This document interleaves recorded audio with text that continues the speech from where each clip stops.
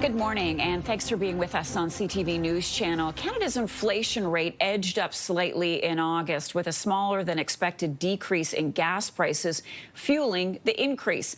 StatsCan reports that the Consumer Price Index rose 1.9% in August, a slight increase from the 1.7% bump in July.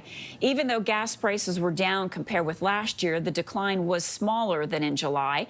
So all eyes now turn to the Bank of Canada, which will release its interest rate decision tomorrow. The impact of the cost of living is at the center of a new report released today on poverty levels in this country. Food Banks Canada is out with its National Poverty Report Card that includes some pretty bleak findings as well as some emerging positive indicators. CTV's Renee Rodgers is standing by with more on that. So how did our country score, Renee? Well, not great, Marcia. Food insecurity and poverty, believe it or not, up by almost 40% nationally over the past 2 years. That is according to Food Banks Canada's National Poverty Report Card, which for 2025 gave Canada's poverty reduction efforts a grade of D. Now, that grade is an average of 3 criteria. You can see them on your screen. Our overall grade is D. For unemployment, which went into that overall grade, we get even worse. We get an F. The report says joblessness is up by 34% since 2023, with youth feeling it the most. Then on food insecurity, another failing grade, with more than a quarter of households struggling to afford food, and that is up from just over 18% in 2023.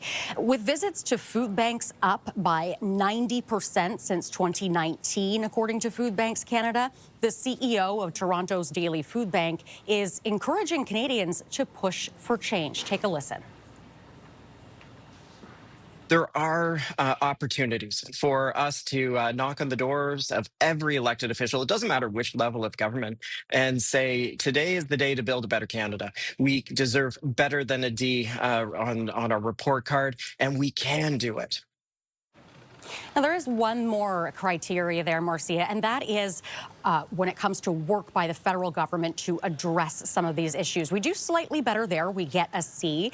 The report points to some early signs of progress, including poverty reduction strategies, affordable housing pilots, the Canada Dental Care Plan, as well as the National School Food Program, Marcia, all as signs of some early progress for the country. And in terms of solutions, what's being proposed, Renee? Well, Food Banks Canada is recommending the government prioritize 3 poverty reduction strategies. The first one is committing to reducing food insecurity in Canada by 50% by 2030. So that is quite a big number just over the next 5 years or so. The other thing that it recommends is enshrining automatic tax filing into law. It says that would unlock billions in unclaimed benefits for low-income Canadians.